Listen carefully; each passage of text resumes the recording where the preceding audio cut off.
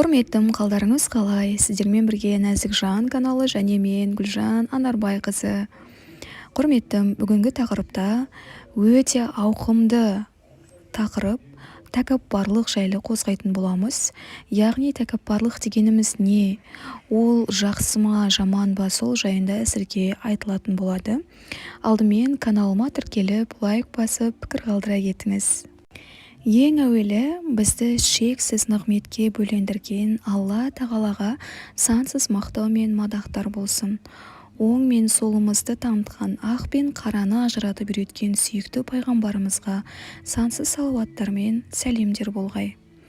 Асыл ислам дінінде тыйылуға қатысты біршама насихаттар айтылған болса, соның ең әуелгісі тәкаппарлық болса керекті. Тәкаппарлық деген не өзі? Тәкаппарлықтың биік шыңы өзіңді өзгеден биік санау, өзгеге жоғарыдан көкіректі керіп сөйлеу, адамды менсінбеу, адам құрлы көрмеу, кекетіп, мұқатып, кемшілігін бетіне басып, сөзбен жанды жерін шымшып отыру, қысқасы, өзіңді зор, өзгені қор көріп істейтін іс-әрекеттің бәрі тәкаппарлық болып саналады. Тәкаппарлық мінез-құлық пен жан дүниенің көрінісі. Ол адам баласының өзін өзгелерден әлде қайда жақсымын деп сендіруі. Тәкаппарлық адамға ақиқатты қабылдауға кедергі жасайтын рухани дерт. Тәкаппарлықтың сыртқы белгілері өзгелерден құрмет күту, ақыл кеңеске құлақ аспау, дөрекі сөйлеу, өзгелердің берген кеңесіне ашулану және өзге адамдарды менсінбеу. Тәкаппарлық өркөкіректік, қызғаныш және зұлымдық секілді жағымсыз мінез-құлық тудыруы мүмкін. Тарих беттерінде шайтанның құрдымға кетуі осы тәкаппарлықтың себеп болғанын анықтайды. Тәкаппарлық шайтанға мен адамнан артықпын деп айтқызған. Оның бұл қылығы ұлы жаратушының әмірін менсінбеуге апарып соғып, мәңгілікке лағнетке ұшырады. Кім өзін өзгелерден жоғары ұстар болса, өзін кемел әрі өзгелерден озықпын деп санайды. Тәкаппарлыққа жетелейтін екі түрлі себеп бар. Біріншісі білім. Ғалым адам өзін өте білімді санағандықтан өзгелерді надан көреді. Ондай адамның мінез-құлқы көбінесе нашар келеді. Білім көктен жауған жаңбыр секілді.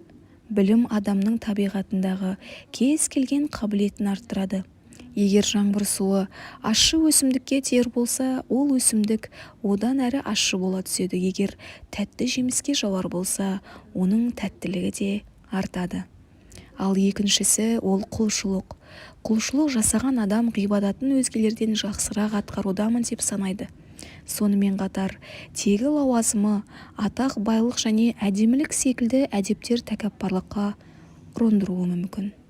Тәкаппарлық жалпы қуыс кеудеден пайда болады. Тәкаппарлық бұл өте жаман қасиет. Алла тағала жер бетінде тәкаппарланып жүрме, өйткені сен ешқашан жерді тесіп кете алмайсың және таулардан биік бола алмайсың. Бұлардың барлығы Раббыңның құзырында, жек көрінішті жаман қылықтар саналады. Алла елшісі оған Алланың салауаты мен сәлемі болсын хадисінде, жүрегінде тозаңның салмағындай тәкаппарлық болған кісі жәннатқа кірмейді деген.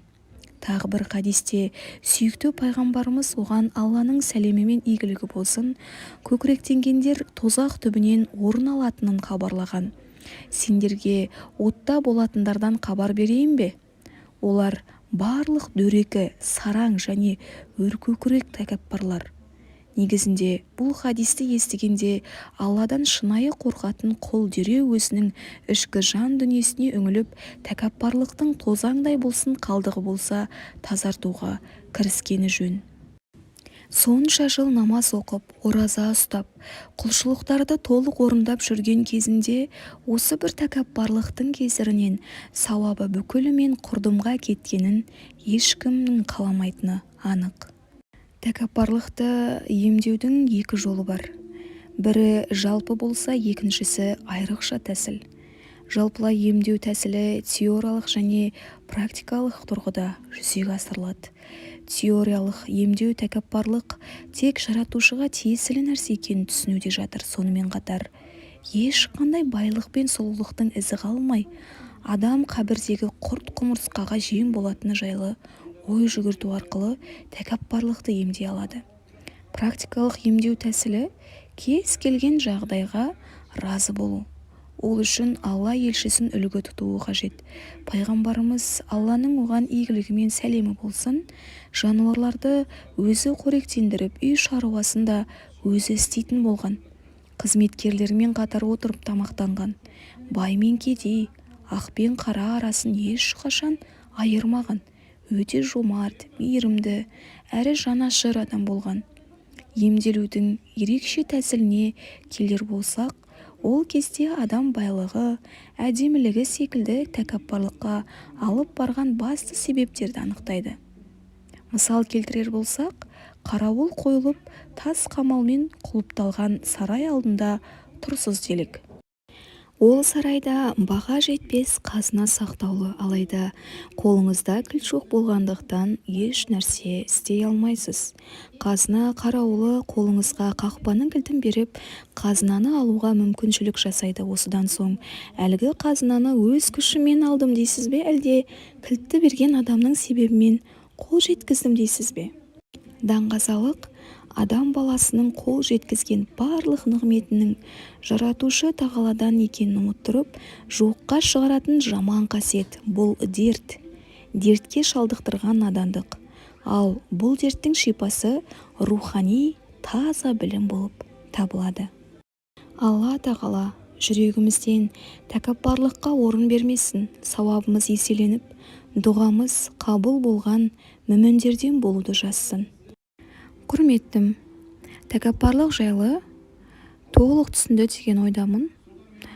Егер бүгінгі тақырып сіздерге ұнаған болса, қазақша контенттің дамуына үлес қосып, каналға тіркеліп, лайк басып, пікір қалдыра кетіңіз. Сіздің айналаңызда тәкаппар адамдар бар ма?